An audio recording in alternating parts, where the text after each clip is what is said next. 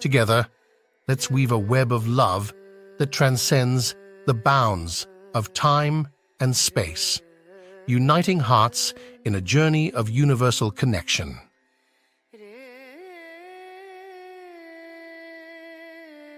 He said, it's better to walk alone than to walk with a fool. If you want, consciously you can evolve in this evening. There is no limit as to how a human being can become. This is something that every human being must do. Then coming together will be hugely rewarding. When Gautama, the Buddha, was asked, is it better to walk alone or in company? He said, it's better to walk alone than to walk with a fool. Well, that's him, not me. He was quite sure that only a fool will walk with you. So he said, it's better to walk alone than to walk with a fool. Certain lore in this country says, when you want to do a short and quick journey, walk alone. When you want to do a long journey, walk in company. But the important thing is, who is walking with you? Not always being together is a good thing. Many times, being together can be a nuisance. So, first and foremost, unless you are a twin, even then, we come alone and we go alone. If one does not know how to be by himself or herself, then being together can be a lot of nuisance. We are referred to as human beings. Human beings means every other creature is what it is simply because of what it does. But a human being can simply be, which is a unique quality of the human being, that we can simply be, that we are not compulsive action, that's what it means. Our action is conscious and judicious. But generally, when people get together, generally, people are in compulsive action. It can be an association where there could be a purposeful action, or it can be a gang where there can be more purposeful action, or it can be a crowd which can be a compulsive action. So essentially, to be human means we have reached that point of evolution within ourselves that if we wish, we can simply sit here, just be. We can consider as to what action to take and what not to take. This is definitely individual.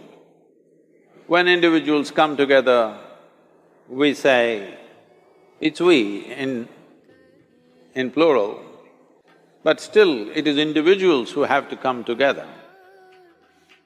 To be an individual means you are not further divisible. That means you're just one. People find different ways to divide themselves within themselves.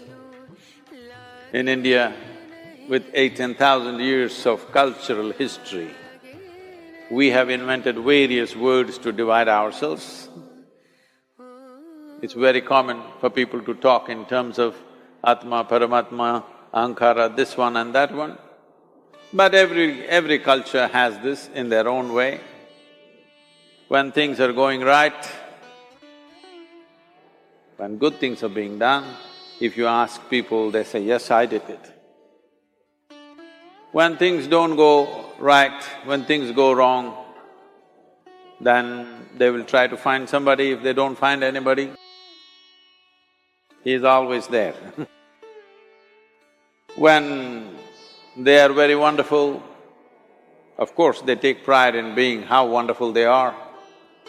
When they turn nasty, they say, it was my ego. Mr. Ego is always a fall guy. So individual means, but if I'm wonderful, it's me. If I'm nasty, it's me. All of you. Are you 24 hours wonderful? Hello? Are you 24 hours wonderful? No, sometimes wonderful, sometimes nasty, sometimes beautiful, sometimes ugly. It's okay. If we understand it is me who is capable of being absolutely wonderful and it is me who is capable of being absolutely nasty another moment, then gradually the number of moments of nastiness will keep on receding. If I see what is wonderful is me, what is nasty is… In India we have many words, it's my karma, what can I do? Now, you must fix this. Being an individual is very important, that means you're not further divisible. If I'm wonderful, it's me, if I'm nasty, it's me. If I succeed, it's me, if I fail, it's me. You have to fix this. I'm just asking you a simple question. Within this, how many people? Hello? How many people within you? 1, 2, only one.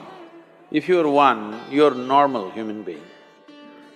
If you're more than one, you're either schizophrenic or you're possessed. You either need a psychiatrist or an exorcist. But you will see whenever things don't go right, another guy will pop up from somewhere. So, becoming an individual means you killed all those pop-ups and just said, this is me. This what is me has many dimensions. If I don't see this is an individual, I cannot divide this further, then transformation will not happen. If transformation does not happen, if people come together in that state, there will be more mess than solutions. All creatures hang out together. Whether it is various wild creatures, most of them hang out together. Even monkeys who are just one step behind us, they are also in bunches.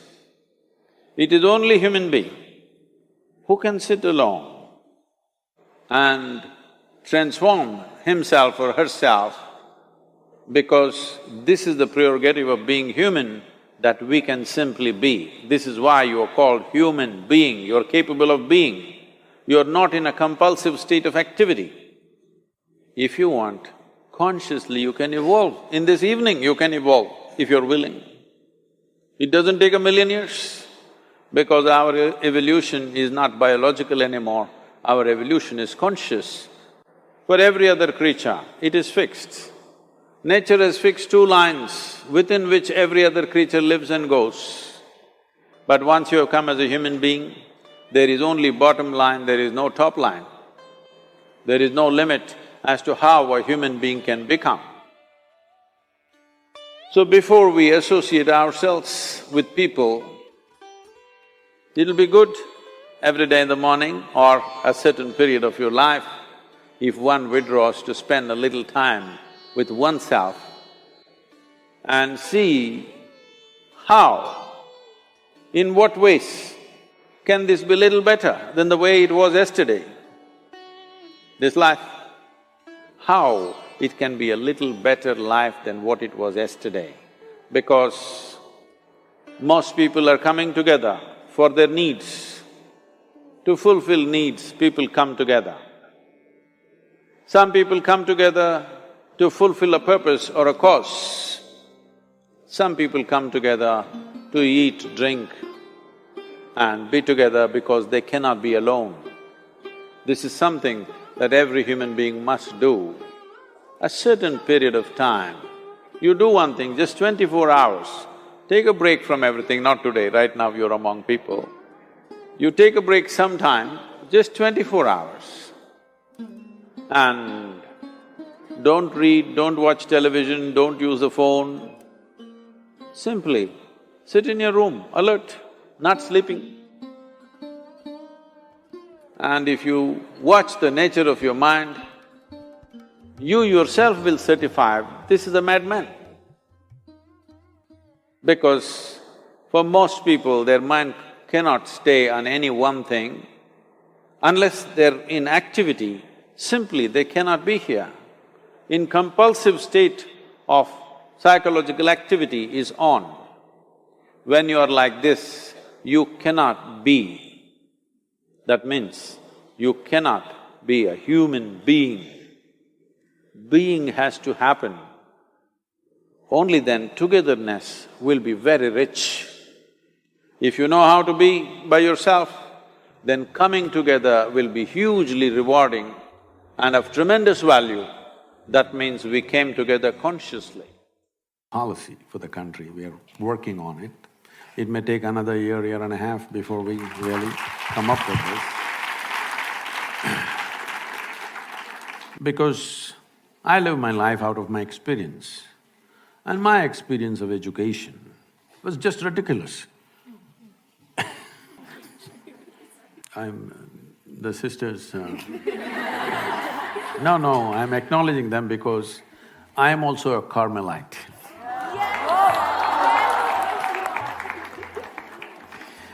One year, on my second standard, I was in the Christ the King convent, and in my seventh standard, I was in my Nirmala convent. No school would keep me for more than 1 year.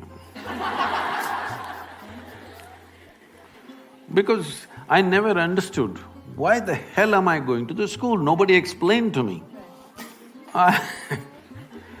It's very… please, whatever I say, please, I want you to listen to this carefully because it could be misunderstood completely. Because when I was 4.5 years of age, one thing struck me, that suddenly I did not know anything. I do not know anything means I do not know anything at all. If somebody gives me a glass of water, I do not know what is water.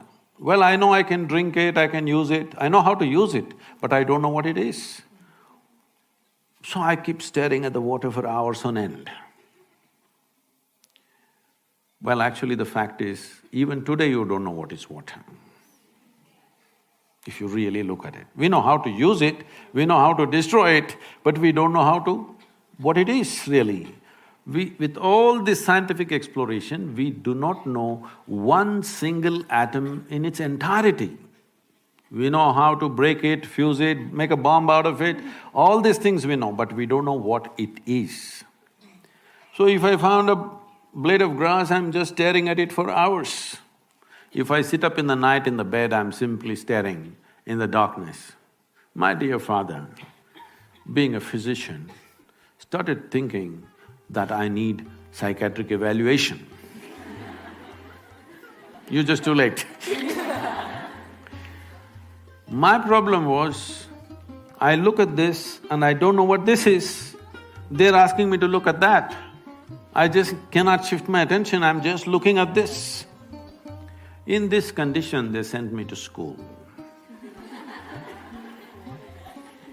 My mother said, don't look here and there, pay attention to the teacher. I went and looked at the teacher.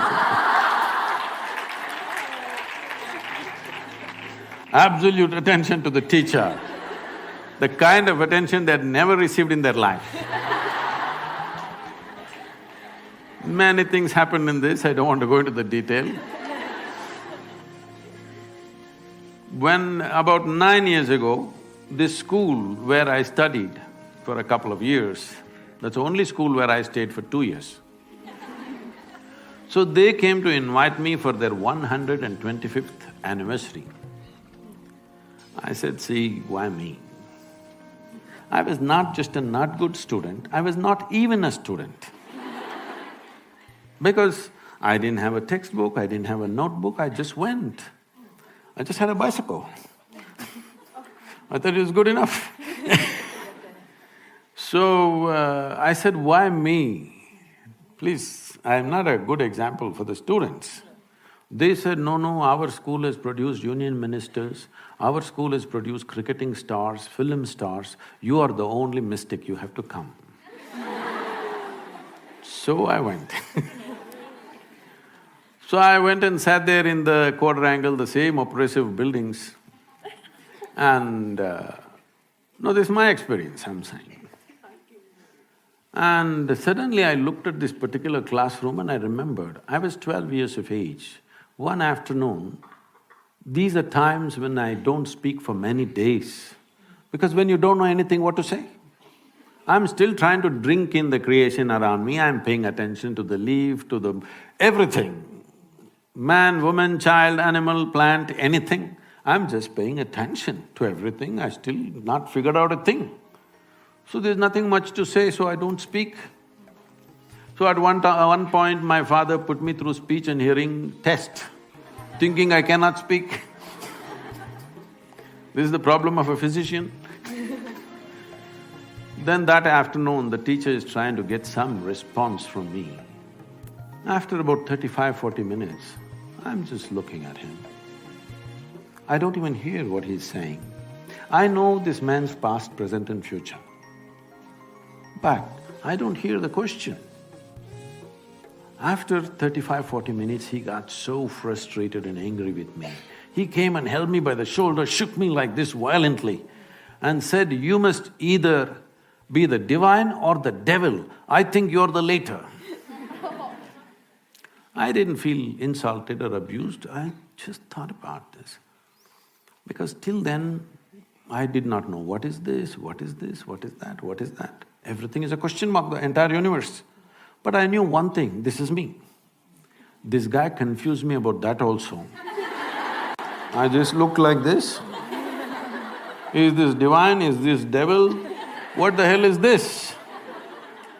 I tried to stare, it didn't work, then I started closing my eyes and sitting. This is how my journey started, because I am trying to figure out what the hell is this, because till now I had one assurance, this is me. Suddenly he confused me about this also. Why I'm telling you this is, see, we have set up education factories to feed for other factories, larger factories. You must all understand, day in and day out when everybody talks economy, economy, economy, you must understand you are just raw material. You're not human beings. That's where we're driving the world, entire world.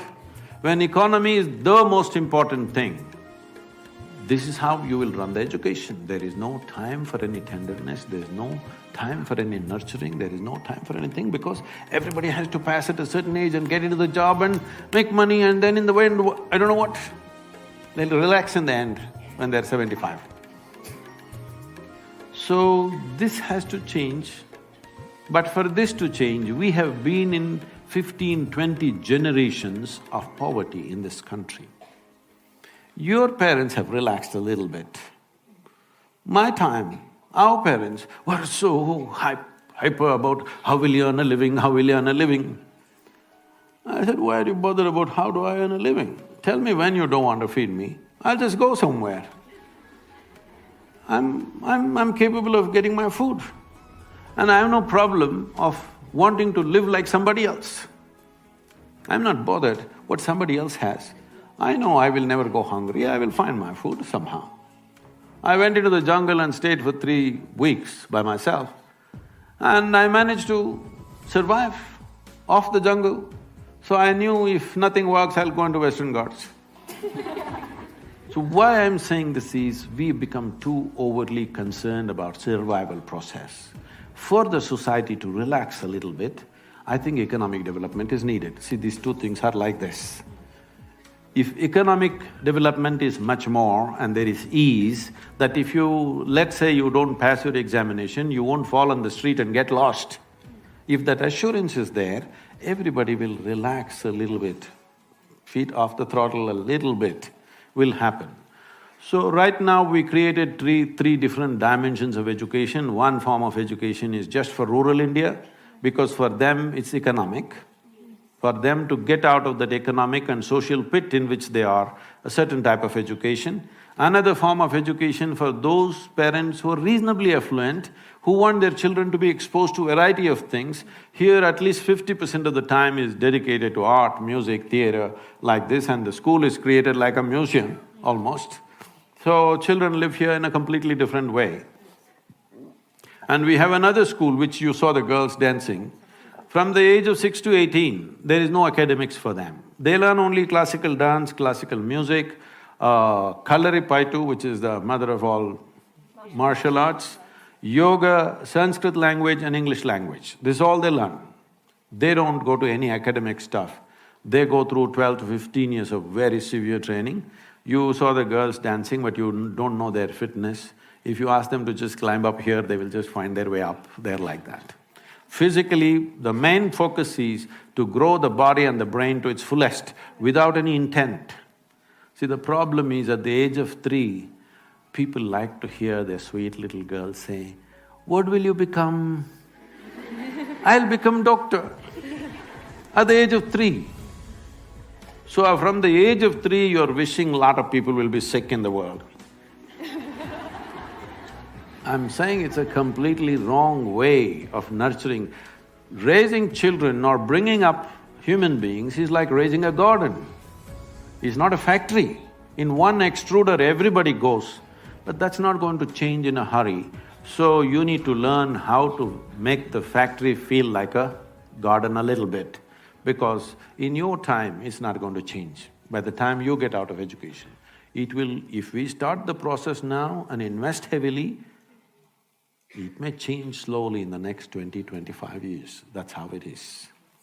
Because changing the education system, in thought we can change it, on paper we can change it. Putting it down there, training the necessary people, creating the infrastructure, this is not going to happen. And also we need to reduce our population a little bit. Otherwise it's very difficult to provide good education for everybody. So there is, since we're talking about education and the Indian education system… Are the people in the upper region still awake and on? Quiet there, so…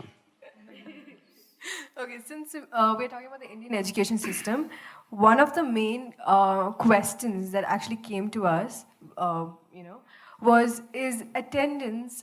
is education all about attendance? Because somewhere… Yeah, they're awake now. Somewhere, no one wakes up in the morning to say, "Oh, I'm going to learn something new today."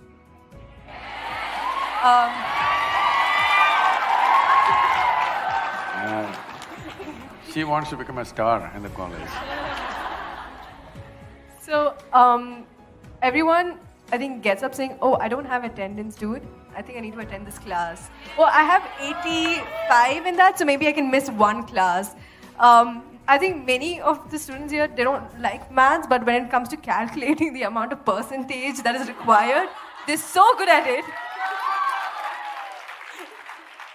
I think even Anisha has a question when it comes to motivation and drive as such, especially in college. Yeah. So, my main question is, how do we shift that into more of a learning objective than making attendance so dominant in this education system? I don't want to share my experience of attendance. What happens with the student body at large is the drive to learn or the drive to acquire knowledge has died down somewhere. So I think this is a question from the student government itself, because we as an organization, as an institution, I think… You're trying to win the next election also. Won it already. So what happens with a lot of the students in college is we provide them with all of the avenues that they possibly could ask for. The best associations, the best teachers, the best outlook, the best reach, opportunity, name it, and we've given it at some level. But the drive to get them to actually do it, or the drive to get ourselves to actually pick ourselves by the feet and say, this is what I want to do, I want to make full use the whole potential of what I've been given. How do we accomplish that? Because I think there's a stage of stagnation. We hit a plateau by third year and we've declined. So how do we overcome that stagnation? See, as you have been pointing out, as students everywhere, and it's not that teachers and establishment doesn't know about it, they also know. One thing is the massive size of the student body. It's not a small number to experiment and change this and that, it's massive. And if you make any changes, the loopholes that arise in the new system, everybody will exploit the loophole. So, people are averse to change because of this, which is not the right way to approach. But the pressures of running an educational institution, I also know how it is. Talking about attendance, see, I raise my girl with very little interference with what she's doing. So she traveled with me. I was traveling across India, driving myself all the time. So she started traveling with me when she was 3.5 months of age. I just held her down in the front seat, strapped, and drove. Always my right leg is heavy, you know. So she grew up like this in various homes and her exposure to people was tremendous. By the time she's 18 months of age, she's fluently speaking 3 languages. But I made it very clear to everybody, nobody will teach her anything. Do not teach her ABC, Mary had a little lamb. I don't care whether Mary had a lamb or not.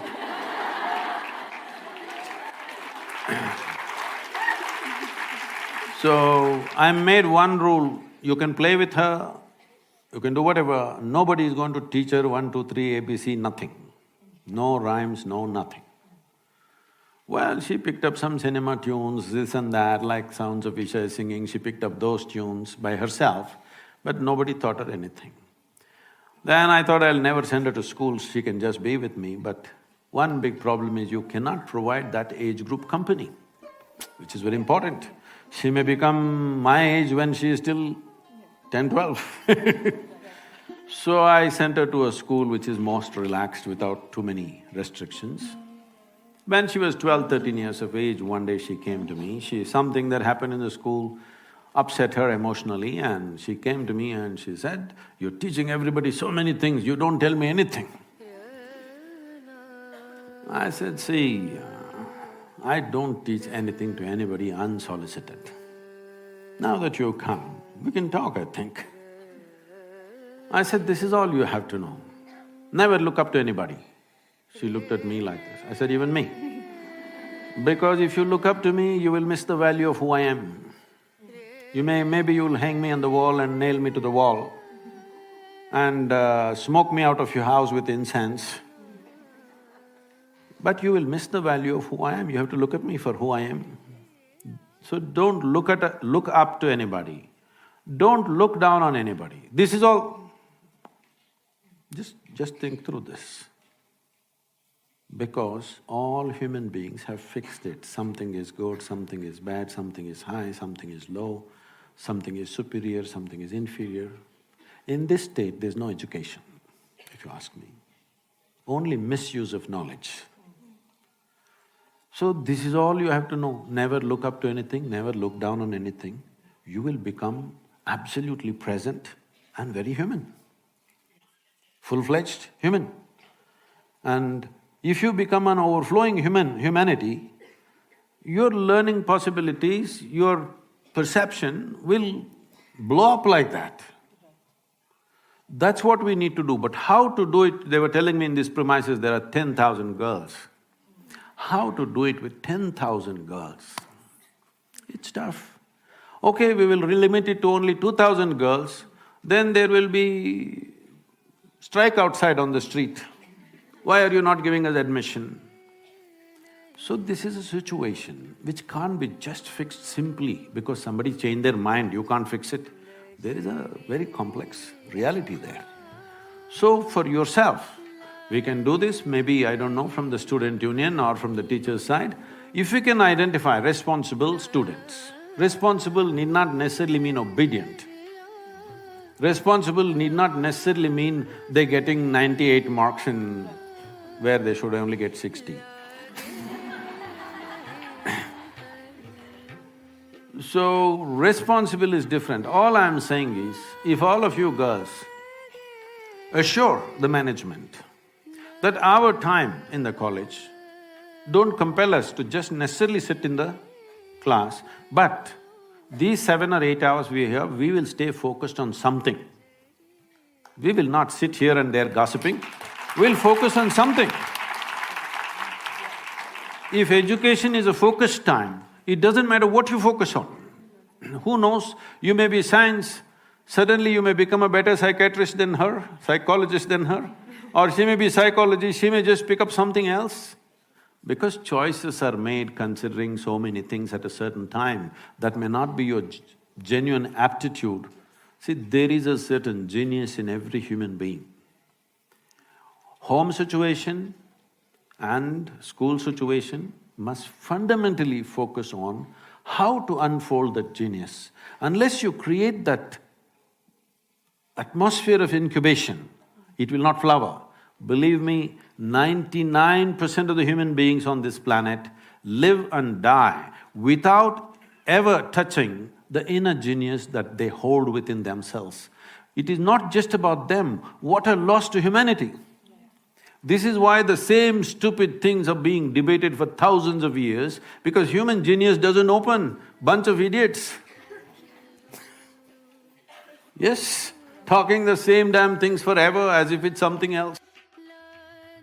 What every other creature with a millionth of your brain knows, human being is struggling to figure out. What a grasshopper knows, you're struggling to figure it out. This is not fair. Hello? This is not fair to humanity. I want a higher opinion. Hello, all of you. It's another topic that is like very sensitive, but it's not talked about as much, is casual relationships that exist in this nice age group that we're in. So, yeah, I'm just going to say good things about us. So, people engage in physical relationships today, and what they lack is a lot of emotions. And we want to know if it's opinion, I mean your opinion on it, and whether people do it by choice. Is it healthy? Is it, you know, what to make of it? Can I tell you a joke? Yes,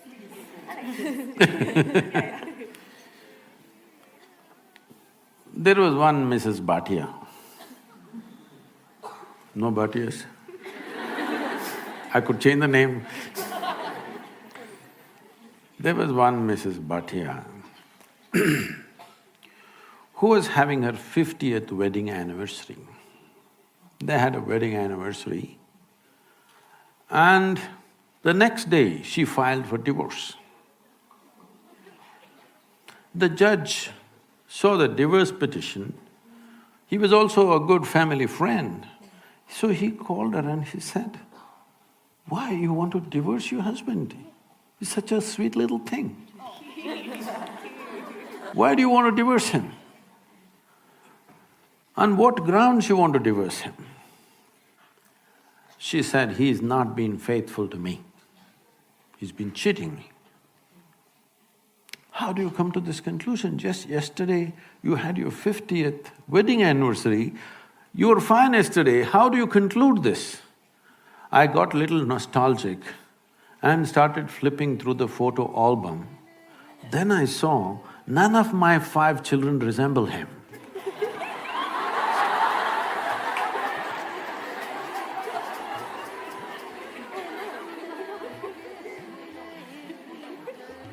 So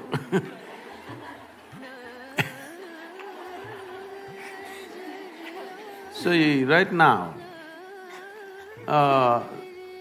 do you remember how your great-great-great-great-great-grandmother 10 generations ago looked like? You don't. But her nose is sitting on your face right now. Your body remembers, yes or no? Your body remembers even the skin tone of your forefathers 1,000,000 years ago, it still remembers, not forgotten. So what you're calling as my body is an enormous amount of memory, isn't it? What you carry in your brain as memory is minuscule. What you carry in your body, there is evolutionary memory, there is genetic memory, there is karmic memory, there are articulate and inarticulate levels of memory. There is so much memory. You think you know how to walk right now, please understand, only because your body has built up that memory. If your body forgets, you won't be able to walk. So, the amount of memory for every simple thing that you do, you know what to eat, what not to eat, how to eat, you must put it in your mouth, not in your ears. This may look funny, but you would not know if you don't remember. So, your body is a repository of tremendous amount of memory and it's picking up all the time. If you walk from here to here, there may be 50 different kinds of mild smells. You may not consciously notice, but the body is picking it up and it recognizes. All the time it's recognizing, that's how you know what is good smell, what is bad smell, this is this smell, that is…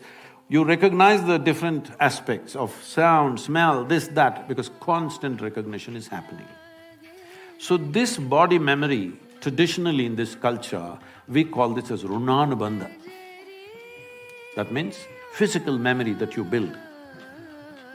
You can either consciously build your physical memory or you can simply take in wild amounts of memory and go through lots of physical confusion. So wherever there is impact, I don't know if you still have these things, maybe in your generation is gone, but still there will be people in Bangalore city. If you ask them to… if you try to give them salt, they won't take it, they'll say, keep it there. If you try to give them sesame seeds, they will say, please keep it there. Because they have recognized many substances which can easily carry your memory and it will become mine if I take it. So I don't want to take in memory. This is the reason why generally in this culture, touching each other, shaking hands, these things are avoided. We touch our own two hands and do namaskaram because we don't want to go on picking up memory. Because if I as much as touch this memory, it remembers. You try this with 4 of your friends, you touch their hands. Don't try to consciously remember, every day touch their hands, forget about it. Tomorrow, if that person comes and touches you, you know it's this hand, isn't it? So the body remembers, it's not the mind. The physical body remembers, this is called as runanubandha.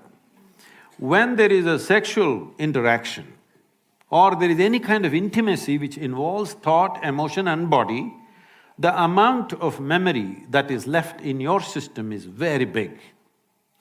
It is from this context they said you must keep this as simple as possible. There are other aspects where in certain tantric process and all they're involving, they are preparing themselves for years to distance themselves from the body in such a way that the body doesn't pick up anything from anywhere. This is being done like a sadhana, not as sexual promiscuity. So, the question is not of morality, the question is of what is it that you want to do with yourself in your life. If you want to be in such a way that in your life, your inner intelligence will be the most dominant thing in your life, not your physical body, then you must keep the body's memory as simple as possible. This is why simple types of food, people go into very simple kind of food, not complicated. Even now, I eat 1 meal a day and I eat only 1 item in the meal. I won't eat 10. I may eat all of those things another day, but today I'll eat only 1 item because it makes a huge… Just experiment and see, don't go by what I'm saying. Just experiment and see, especially when your examination time comes, eat simple food and see what a difference it makes for your intelligence, how it functions, how alert you are, everything. So, what is it that you're trying to build yourself to? Do you want to build yourself to be a sexual supernova or… No, I'm saying some people may have that intention, that's up to them. But what is it that you want to do with your life is something that you must decide. If you have decided that, it's very, very important that you don't unconsciously pick up enormous amount of memory because this will lead to… Later on you will see, it'll become very difficult to remain peaceful and joyful in your life, no matter what good things may be happening. Simply because there is confusing memories in the system. When something else of similar nature comes, the body goes into a turmoil of confusion. It may not translate into your mind. Just physically, it will go on. So, it's a choice that one has to make. It's not a question of morality, it is a question of living sensibly.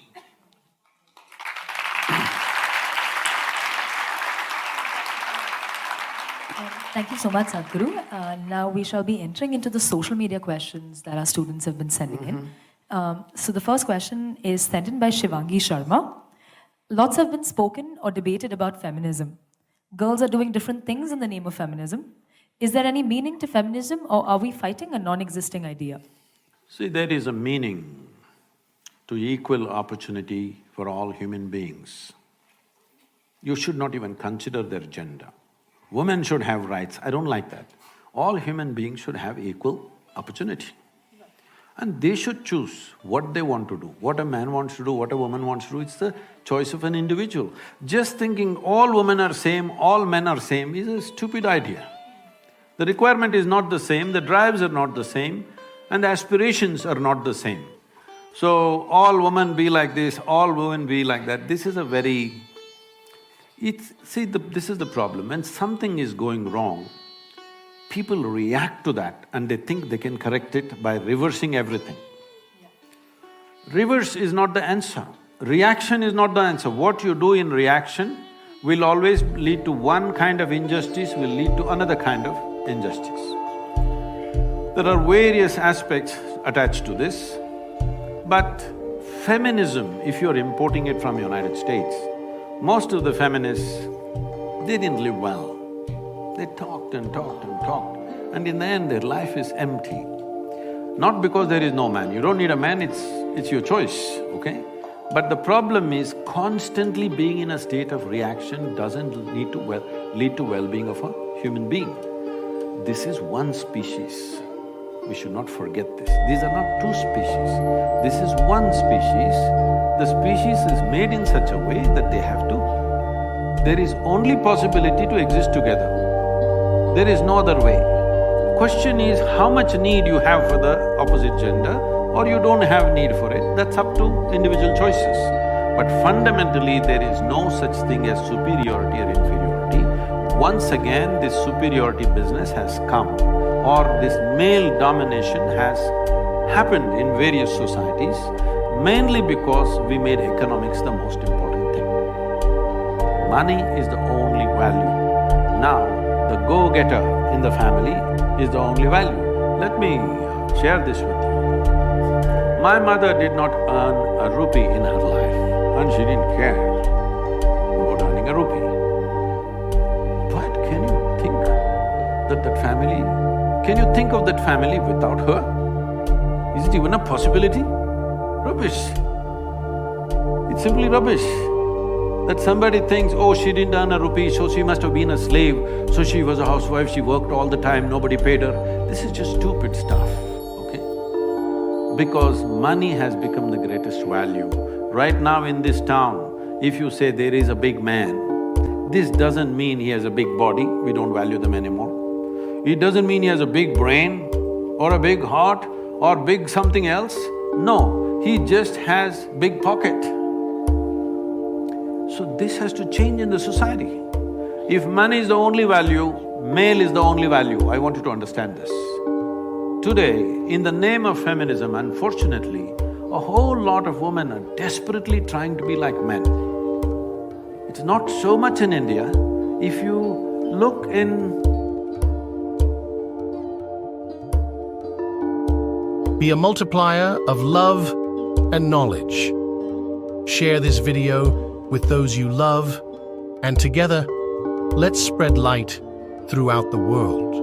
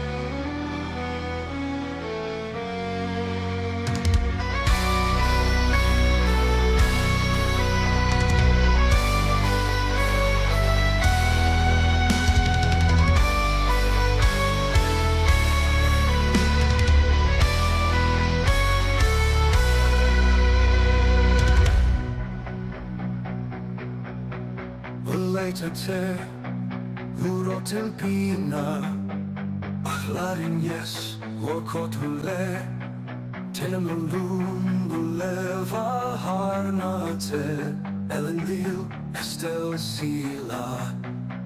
Across the waste of burning plains, Fink off the road with wrath untamed. His steed like thunder through the dust, a sacrifice that fate proclaimed. His eyes aflame with a light so wild, like fire in the valor's breath. Through Angband's gates he stormed along to meet his fate in glory's death. The sons of Fëanor, driven lost, and in the noble's grim defeat, with shattered hope and fury's call, he charged along to Morgoth's feet.